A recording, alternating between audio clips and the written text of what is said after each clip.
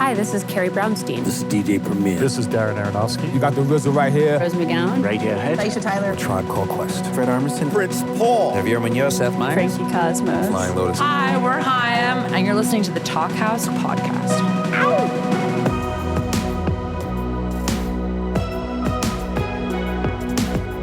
Hello and welcome to the Talkhouse Podcast. I'm Josh Modell. On this week's episode, our guests begin as strangers and end their conversation as family. It's Pamela Adlon chatting with Tegan Quin and Sara Quin.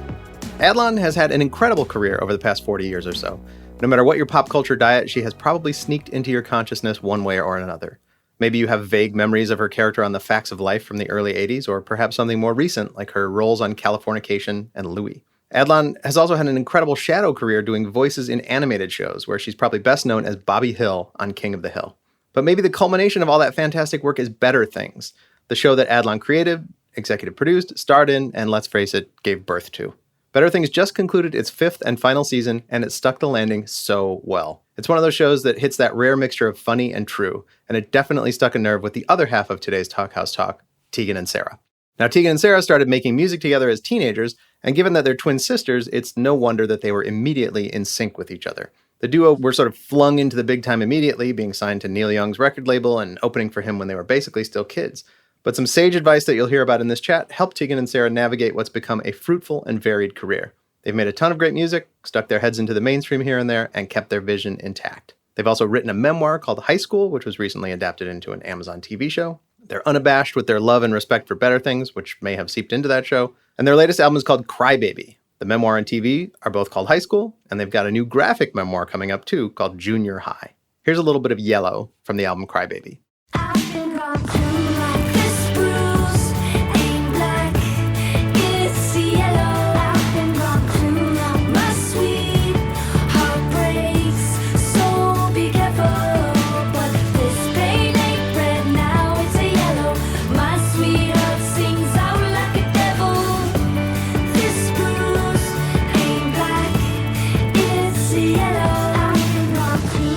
In this delightful conversation, Tegan and Sara gush a little bit about Better Things and Adlon in general, and in turn, Adlon offers to be their mom. They talk about their various creative endeavors, the niceness of Neil Young, Sara's recent parenthood, and the quote-unquote hairy edge that Better Things walked. Enjoy.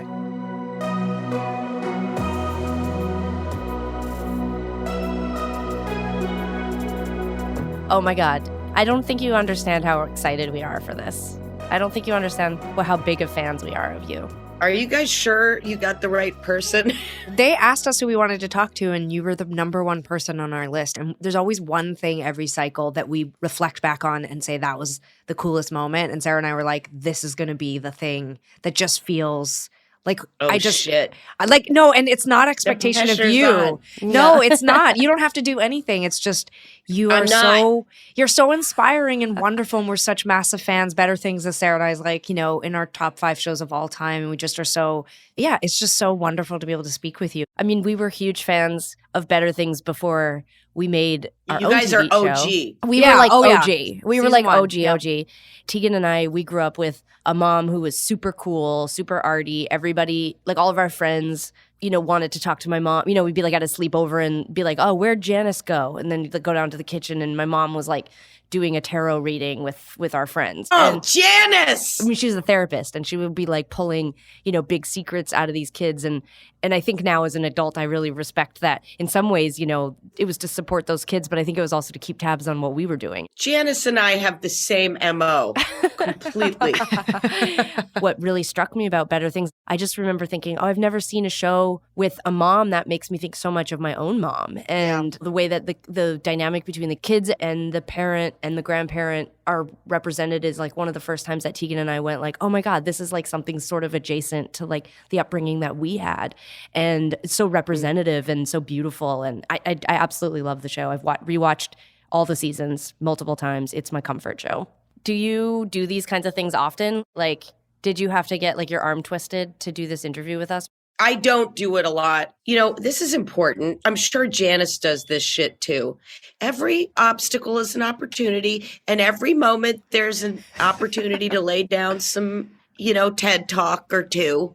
And, I stopped there was a point where it's like a million people have a podcast and they want you to do a podcast. And there's a point that, I started a production company and I started getting like a lot of submissions. And there's a point where all of a sudden I know all these people who wrote a book and they're authors. I got like, I don't know, 14 books in the past, oh my God, like 3 months. And I'm like, how the fuck am I going to do this?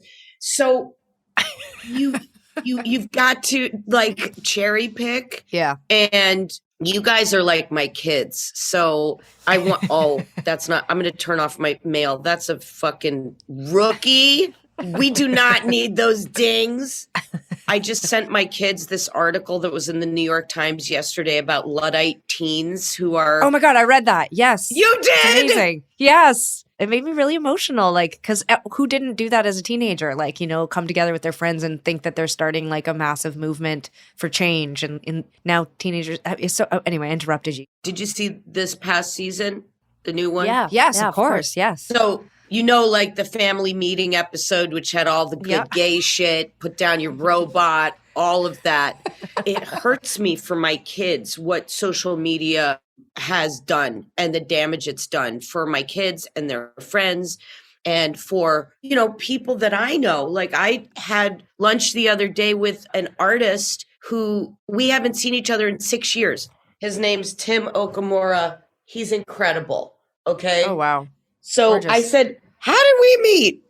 We met on Instagram because I was following him. And that was 6 years ago when I could follow all my favorite artists, musicians.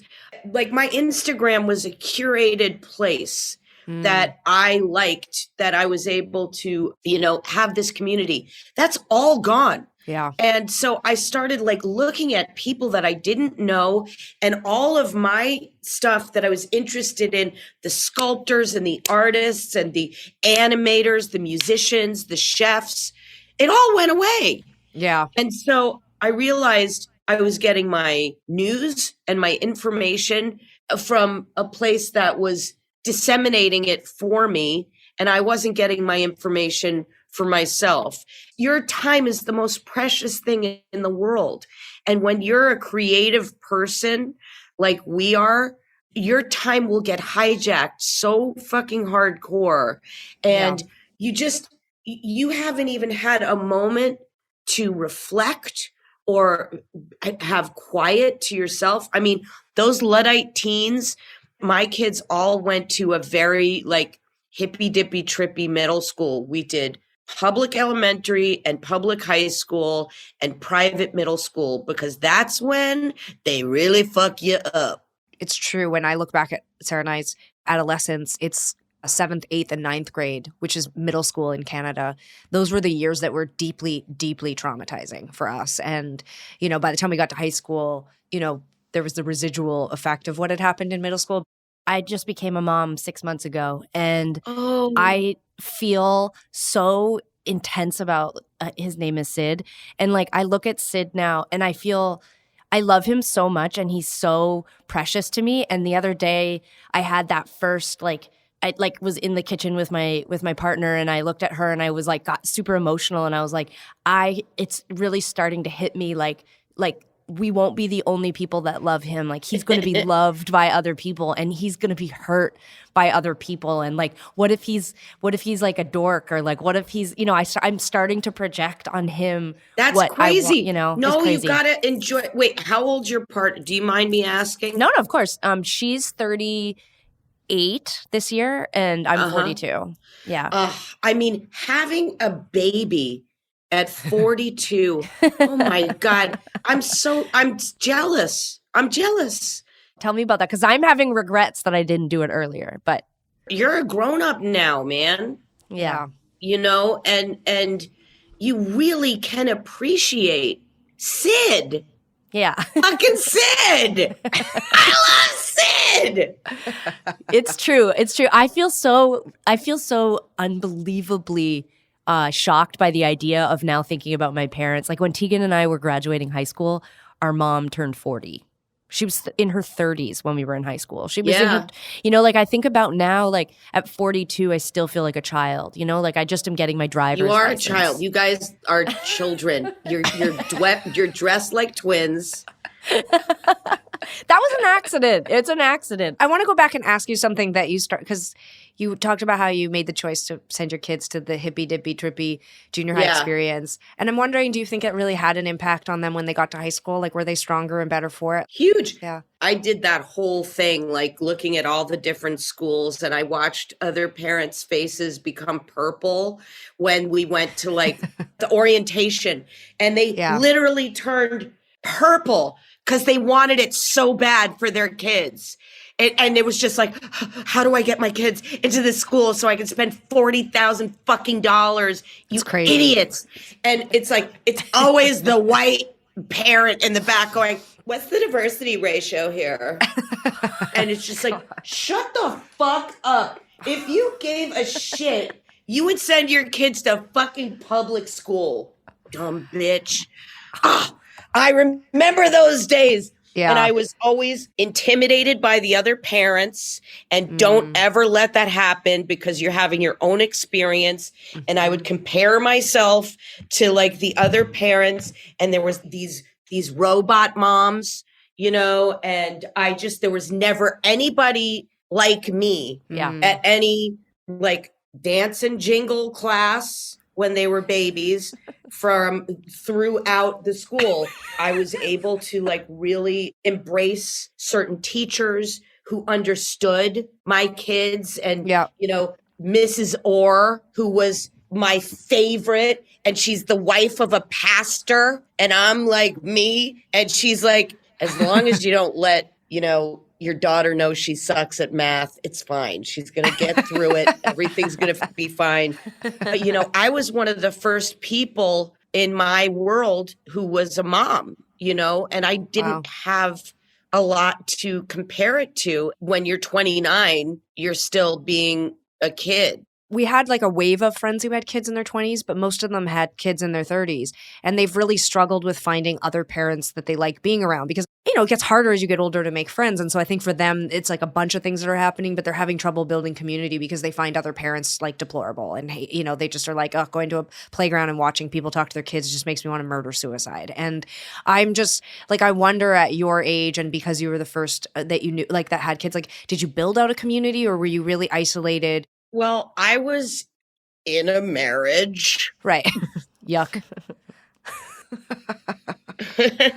Anyway, that was a big part of it. I have a best friend, my friend Johnny, who, he and I were born a month apart, same year. We were born in 66 and grew up in the 70s. And, you go to school, you go to college, you get married, you have kids. I'm like, you're already gay. Why are we doing this? Conventional, like, it's so crazy because we came from that time. Yeah. And he like had that ethic in him, like the same way I did. And I never in a million years thought I was going to be the person who was going to get married, have kids. Yeah. This is so not this lady. Yeah. I'm a very loyal person and I'm not a quitter. And so I just kept fucking doing it. And then it was not until I really was out of my marriage that I decided to start reaching out to, I really was isolated for a long time because you don't get a lot of invitations for a family of 5. Yeah. That's too much. And so then I started kind of like, reaching out to my friends and that community a little bit. And then it really became a thing where my friends were like, thank you for letting me in to your house with your kids. And, they became enmeshed and entwined. And my kids were integrated into my relationships.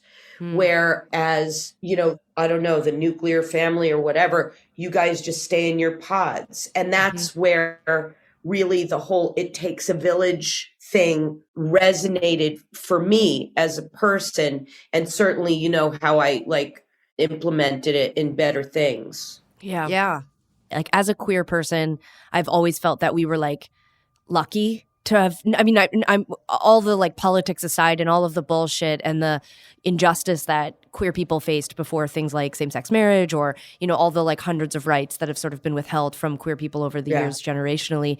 And I'm not here to like slam the institution of marriage. I'm married. It was for immigration reasons. I think the institution of marriage is a nightmare. But I think as a young queer person, especially in my 20s and my 30s, I really, really held on to this idea that I was lucky that I got to sort of like live outside of these sort of trappings of what to me seemed like heterosexual lifestyle. I didn't want to be married. I thought like, I mean, I'm a monogamous person, but I feel like that's because it's like, it's so deeply embedded into our culture. Like, how do you not be? And I remember just having this kind of like yuck kind of feeling about, like you said, almost like nuclear family-ishness. Like I just was like, but I want to be with all my ex-girlfriends and I want to be surrounded by friends and chosen family and people. And there was something so lonely seeming about families to me. And I don't remember our family feeling that way, but that's probably because my mom and dad got divorced when we were little and we were with my grandparents all the time. And, you know, and then we had a stepdad and like all of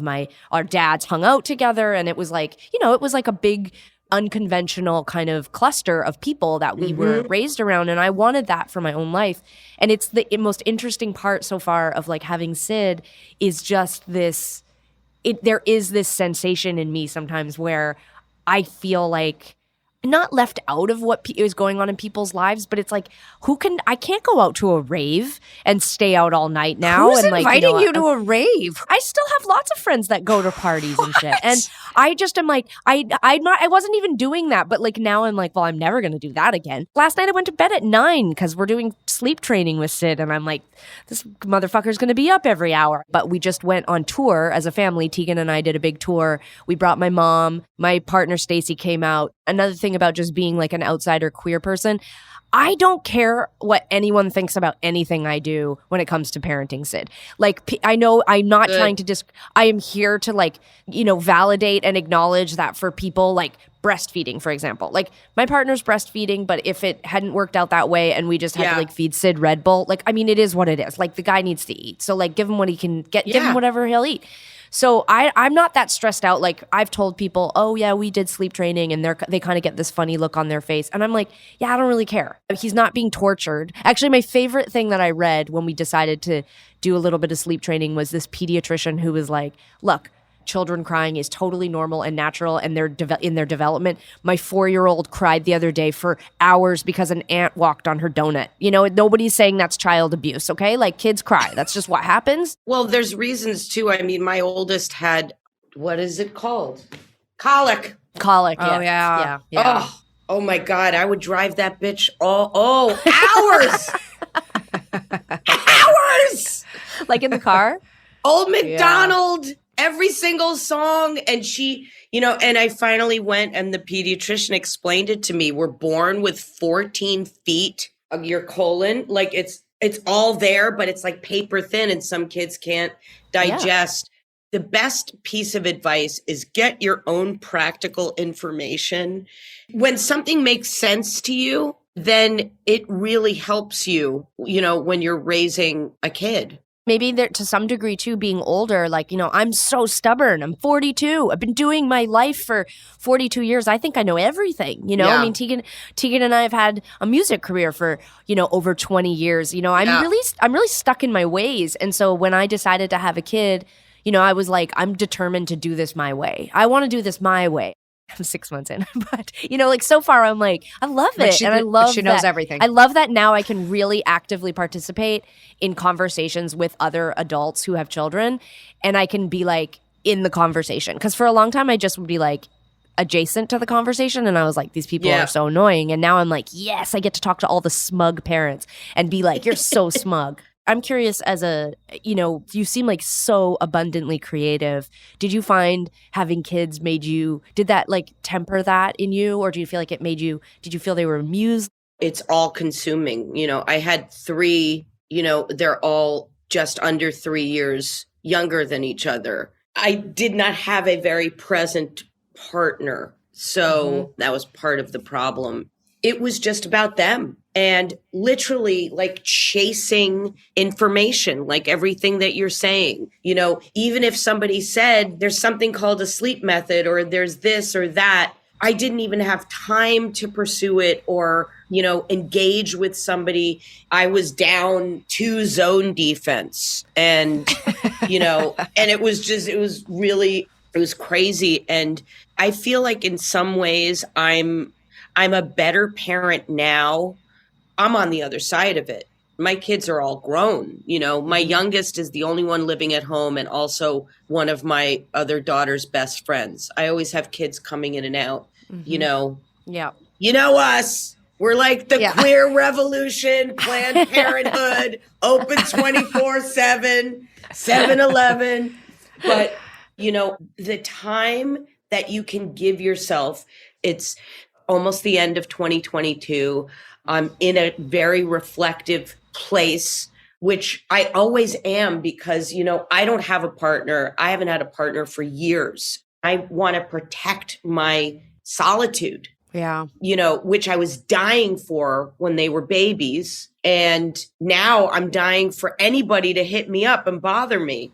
I last night I was like, it was a long day, got a lot of work done, very productive. And my best friend Susie was like, White Lotus. I was like, okay, bitch. So I was like, let me start watching White Lotus. And I thought, I'm going to turn my ringer off because I've been waiting for these motherfuckers, anybody to text me all day. I turned it off. And then my youngest, I look at my phone, 7 missed calls. They got into a car accident. I'm like, oh no. Oh my God. They're fine. Okay. The moral of the story is, though, you're never always going to be right. Even once your children have pretty much grown up and moved out, you still don't have time to finish the White Lotus. Yeah. Exactly. Don't turn your ringer off. We kind of joke about this with our mom, which I don't know why Sarah called her Janice. Her name is Sonia. I was saying Janice was the friend. Oh. Wait, your mom's name isn't Janice? No. We can review the tape later, but I said our friend Janice, but it's fine. I can go with Janice. I mean, my mom, we just made, I don't know if you know this, we made a TV show about ourselves in high school, and our mom on the show has a fake name, and it is insane because it's like I'm watching the show and people are calling her Simone.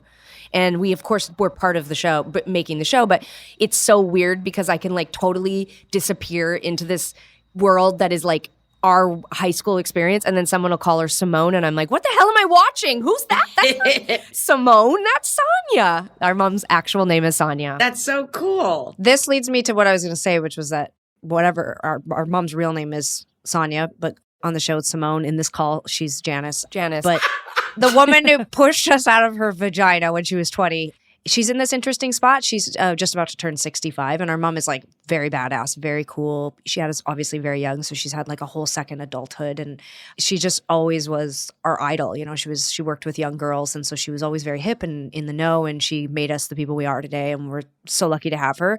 But she's in this interesting spot where she basically is like ready to retire, but also, you know, she doesn't want to have nothing to do. I always laugh because like I know Sarah and I both lived in LA, and we moved after a decade, moved back here to Vancouver, which is where we live now.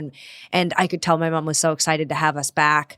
And then 3 months later, the pandemic hit. Just moved back? Yeah. That's crazy. It's great up here, and we were so happy to be here. But I think for my mom, it was like torture because she finally got her girls back. We moved back to the city. We both brought our partners here. I'd both just gotten married and bring our partners here. And she's thinking, oh, I'm going to finally have my kids back in the same city as me. We're going to hang out all the time. And then the pandemic hits and we're like bubbled away from each other. And it's just been a long way of saying it's been really interesting watching her, you know, parent us, but still be just like her own person, you know? This is all leading back to me saying that one of the reasons why Sarah and I wanted to talk to you so much is because we have recently had this experience where we wrote a memoir about our adolescence, and it, you know, we sold it and made a show on Amazon called High School. And it's been this really interesting process the last few years, reflecting back on our life and then also sort of weighing and, you know, contextualizing what it's like to talk about your life and to engage all these people, like your parents and your friends, all these people that are not a part of our career that we never talk about. And then all of a sudden we write a book and then make a TV show, and all these people are now put on blast. And it's just been interesting to watch them all find their way with that. And this is leading to the question I have, which is, that when we got to decide who we wanted to talk to, we wanted to talk to you because it's a similar experience in a way. You know, Better Things is like loosely based on your life. And I'm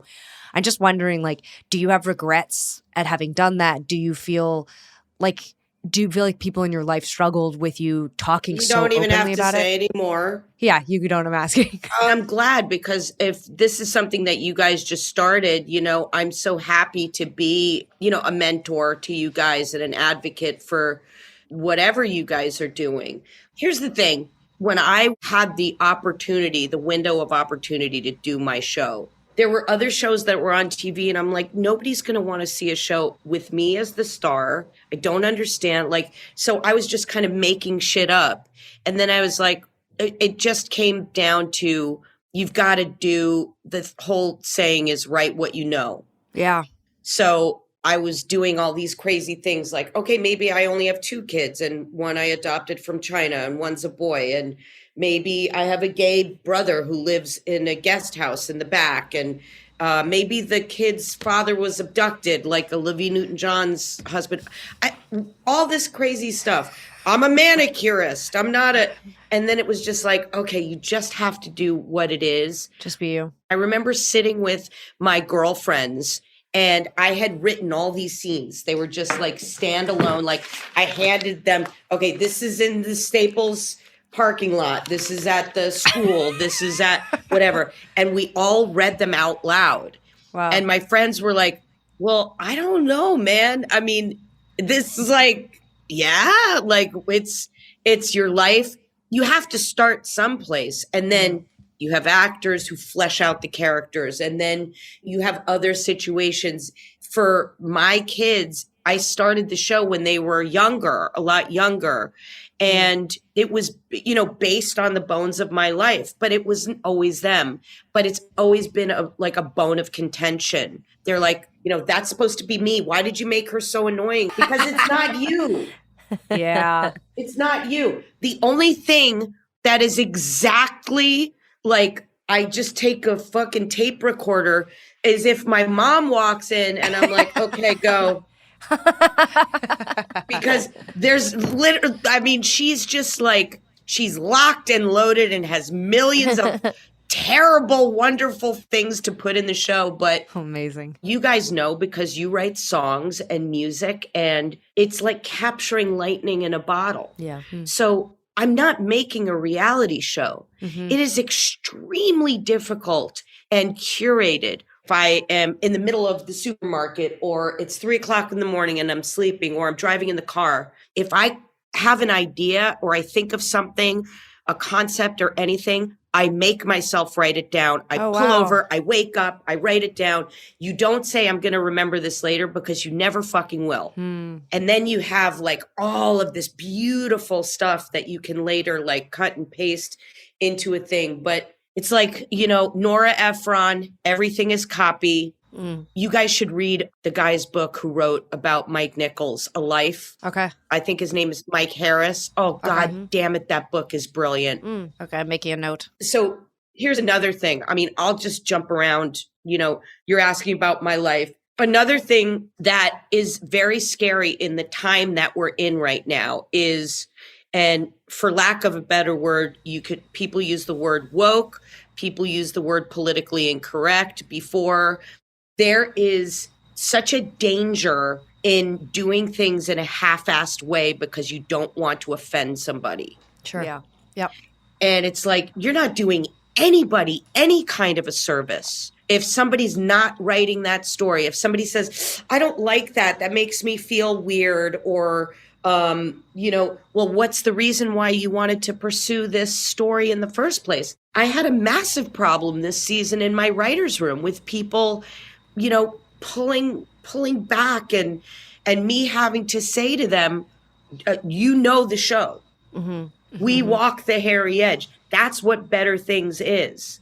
There are artists who want to, you know, paint a certain thing, do sculptures, create different pieces of music, and they're being told you can't, because that is not your experience. That's a really scary place for all of us to be.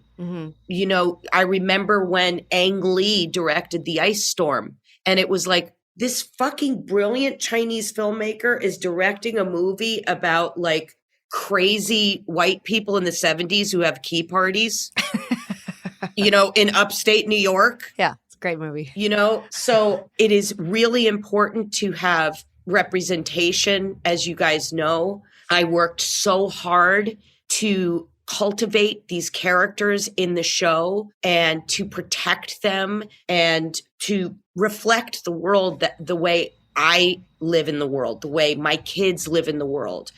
And then to see other shows come after my show trying to, you know, check these boxes, and it feels forced. Yeah. And the thing that I do feels organic to everything and fluid, because it is. It's like, it's a living, breathing thing. That's what we did with Better Things. That's what I do with all of the projects that I am involved with, because it has to feel a certain way for me. Yeah. In order for it to work. If I don't feel it, or it feels stale or dead, it's not going to work. Yeah.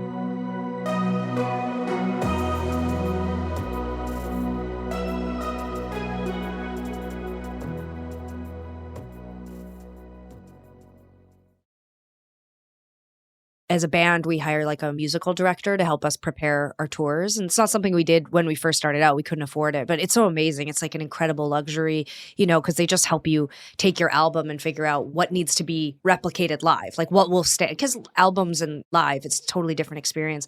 And we have this amazing musical director, Heather, who came on board for this album. And it's funny because she, at rehearsals, was always like, don't talk as much. And on stage too, like our big thing when you come to a Tegan and Sara show is we love to talk. We blah, blah, blah quite a bit. We tell stories. It's how we won people over. Our first tour was in 2000, opening for Neil Young because he signed us. And those people coming to see Neil Young did not give a shit about two little 19-year-old kids up on stage. Oh, Canada. I get it. Yeah. Yeah. And it was like, but you know, we learned over the course of a summer that when we told stories about ourselves, when we would banter with each other, the audience would pay more attention to us. And, you know, so we learned to engage the audience first and foremost with us, like love us and you'll love the music, you know, get to know us and you'll get to know the music. And so here we are standing in a rehearsal spot, you know, 23 years later, and someone's telling me like, hey, don't talk that much on stage, less stories, like, and I've been thinking a lot about it and listening to, you know, everything you just said that was so generous of you to talk about your process and what engages you. It's like, first and foremost, I have to be engaged in what I'm making and I have to feel good. I cannot step foot on stage if I don't feel like I'm taking a risk and I don't feel like I am doing something fresh and new every day. I cannot go on stage and just press the space bar. It's not how I work. It's not the kind of creative that I am. And Sara and I feel the same way with our albums. Every time we're successful, we dismantle it immediately. When we finish our most successful records, I always say we take it down, pack it up like a camping trip, and then put it in the storage unit. And sometimes we'll go visit the storage unit and we'll pick a few items. But it's like our job as creatives is to start fresh every single time because it's uncomfortable and it's risky and it's fun and exciting and new and novel. And I, feel like that's the only way to keep going. This is a really interesting concept to me, that it's your music director who's the person that you hired. Yeah. So you know what that is? That's me. That's a showrunner. Yeah, exactly. So yes. It's like, this is crazy because literally yesterday I wiped these boards. This was the entire Better Things season 5. Wow. Split up into 5 panels. I mean, this literally, the panel 7 said very gay on it. And this was hanging from the board. That's great. And it was like, this was where a family meeting was and everything. And I'm sitting there because I was hoarding my boards and I have all these other things I'm developing. And I'm like, I got to fucking do this. Like nobody wants these. So now they're all cleaned and fresh. Wow. But in this room, which is where my writer's room was for Better Things season 5, it was every single piece went into the show. Like there was nothing that ended up on the cutting room floor. It was like, what is Max's journey? What's Frankie's journey? Yeah. Where does Sam go? How does Phil end up? What are we going to do with the abortion? Does Rich get a baby? Like all of these things were completely thought out, and we disseminated all the information, and it was huge because at the end, your show is like a whole season of television. Yeah. Or it's a whole movie. Agreed. So I love that idea. And I do have to tell you that even though I'm like, I know what's right, and it's only about like my instinct and whatever, we don't need a bunch of yes men. We need somebody to go, Agreed. You got to earn your banter. Yeah, absolutely. And I will say that Heather, it's a great parallel. It's a great comparison. She is like the showrunner. She comes in, she literally breaks the show into acts, and she elevated our show. I mean, we're a different band than we were a year ago because of her coming in and having that perspective. And, Sarah and I think are really good at collaboration. We've been sharing our whole lives, including our face. So it's like we're really good at that. I mean, ultimately, we're the only permanent fixtures in our career. So ultimately, we still have to decide, like, when I get on stage, how do I want to feel? And some nights I'm going to want to talk and some nights I'm not going to. And some nights I'm going to want to play a certain song or I'm not. And you always have to think about the audience, of course, and what you're giving them. But, if Sarah and I grow unhappy or dissatisfied, or you're creating a show and then you become, disenfranchised or disconnected from it, the show's going to suffer. Absolutely. I mean, you can't get lazy. It's like, No. Heather's like you're the Gary Busey of your John Norman Howard Speedway. Yeah, I don't know. I don't even know what that means. Say but it yes. sounds amazing. It's Star is Born, the Barbara Streisand. Oh yeah. Okay. And also, I do have to say, my best concert ever, and my kids know this, was Neil Young acoustic at the Greek.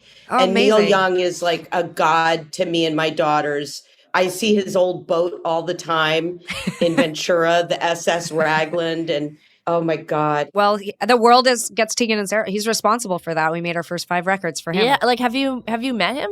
No.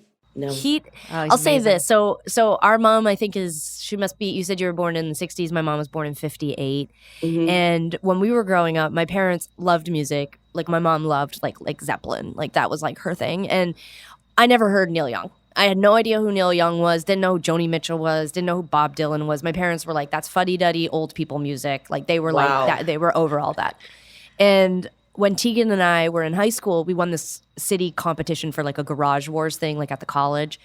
And, we were still in high school, but like it was a big deal. We were like these like little young kids and we win this thing. And, the city, we lived in Calgary. It wasn't like a huge city, but it was like, people got talking, and all of a sudden by like a week or two after the competition, we start getting calls from Toronto. We start getting calls from people in the music industry to our home phone number. And my mom was like, you're 17 years old. Like, you're not getting a fucking record deal. Like, I paid for a tutor. What you're doing this year is passing math.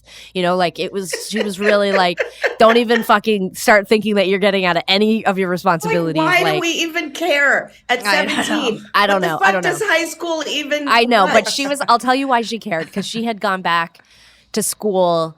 She had also, just finished high school when we were born, and it was like, when she and our dad got divorced, my mom was like, my life is going to suck if I don't do something to elevate myself. I got to get us out of this situation. She went back to college. She got student loans. She went back again when we were in high school. She got her master's degree. So my mom was like, you're going to go to college. Like, you're going to go to school and you're going to do this the right way. You're going to do it when it's fun, and you can do like keg stands and like not even give a shit about classes, and like go when you're young and have fun. And all of a sudden, we're like 17 years old, and we're like, we're going to be rock stars, and people are calling from Toronto. And my mom was like, yeah, I don't care. So somehow Neil Young's manager, Elliot Roberts, he gets our demo. He hears about us. Elliot Roberts flies to Calgary. It's the dead of winter. We've just graduated from high school. And he's wearing a leather jacket. He's freezing his buns off. And he says, look, Neil Young has a little record label out of Santa Monica. There's 3 of us that work in the office. He's saying this to my parents, basically. Let us sign Tegan and Sara, and they will make music for the rest of their lives. If you let them go and sign with, some major label right now, they will be eaten up and spit back out, and they won't have a career. Elliot was like, you can trust me on that. He's like, I worked with Joni Mitchell. I worked with Bob Dylan. I've been managing Neil Young for 30 years, or whatever, 40 years. And my mom was like, yeah, I trust this guy. I think this guy, it makes sense. You guys are 18 now. If you want to sign a record deal with him, go for it. And, Elliot was like, you will make your best albums in your 30s and 40s. You will make songs and albums that are wise, and you will accrue all of this information, and you will be able to finally put those songs together when you're older. For now, you're in you're going to be young. You're going to travel the world. You're going to have a bunch of fun experiences. You're going to make some stuff. But he was like, it is a marathon. You're going to have ups and downs. You're going to have good times, and you're going to have bad times. And it's not about a big hit or a big song. It's just about longevity and making things that are authentic. Woo! It was amazing. It was so amazing. Later, we did read David Geffen's book, The Operator, and almost verbatim, that speech from Elliot Roberts is in that book. So I think he was giving that speech to a lot of people back in the 70s. We were getting it in the 90s. It still resonated. But it's real. Wow. And honestly, we went out on tour that summer with Neil Young, and, we'd played a handful of shows in venues clubs and that sort of thing. Day one, we were walking out on stage in an amphitheater and playing for real music fans, real people who were scrutinizing us. That was college. We went there and we cry after certain shows, like old hippie men telling us to take our shirts off and whatever. It was hard. I had a girlfriend. I'd just come out. All I would just stand on the payphone talking to my girlfriend. I just wanted to go home. Everybody be like, what an amazing experience. I was like, I just want to go back to Calgary and hang out with my girlfriend when she's not working. It was an unbelievable experience, but Neil and Elliot and their generosity helped Tegan and I build the infrastructure that I still feel like the infrastructure that we have, our core business and the way that we see ourselves as artists was built that summer because of those people. And Neil's generosity was it was amazing. He is an amazing, amazing and very kind guy. What an incredible story. And for people to, it's not about I need Elliot to sign me to have this story have any meaning for me. It's about taking in what you said. You guys were teenagers when that happened. Yeah. And he said, it's going to happen later. It's going to happen later. Mm-hmm. You have to put in the work now. Things are going to suck. Things are going to be good. But it is so fucking true, because look at you guys. Look at what you've accomplished at this point. It's pacing. We look at our lives as eras, cycles, things. Yeah. Sometimes things are better than other times. And sometimes at our most successful, in our early 30s, where we, big pop single, we got to play on the Academy Awards. We did all these really ridiculous, I can't believe this stuff is happening to us kind of moment. That's the stuff that people, they get excited to hear those stories, but sometimes it's just the quiet moments and the years where we were a little more off the grid and, had more oxygen in our lives and we could be more creative, that I look back on as being really special. And it ties into the social media conversation we were having earlier as well. There's this idea that you have to be at a 10 at all times. You have to be the most successful, the most happy, the most beautiful, the most prolific. And it's I don't know, we're all sort of we're on this treadmill that it's just awful, and just get off of it. Yeah. Listen, because you just became a new parent, mm-hmm. and Uncle Tegan is going to be able to tell this to Sid as well, mm-hmm. is that, it's about being present. Yeah. It's not about being fantastic all the time. It's literally just about being present. Mm-hmm. Sid is going to know within the next 6 months whether you're on a phone or not. Yeah, he already knows. He stares. Stacey and I look at our phones and he looks at our phones. He already knows what we're doing. Put that shit away right now. I'm telling you, you guys have the opportunity to make him a Luddite.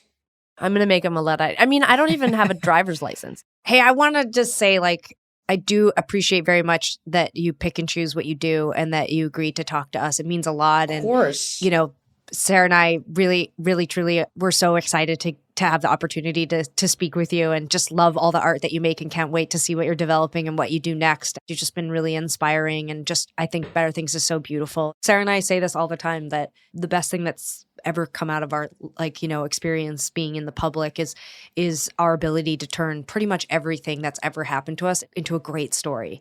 And I feel so fucking lucky that we now get to do podcasts and write books, and we just are about to release a graphic novel for middle grade kids. And like, I feel grateful to turn our incredibly, interesting, but also at times traumatizing life into, stories. And so, and I just again, just feel so privileged that we got to talk to you. It's just been so meaningful, and it's so fucking cool to meet you. I'm honored, and I'm so happy to be here for you guys. I love you. You're my children. We're going to show up on your doorstep, and we'll see how far we could take this. Will you guys say hi to Sonia for me? Yeah, Yes. we'll definitely tell her hello, and I hope we get to meet you in person one day. It was such a delight.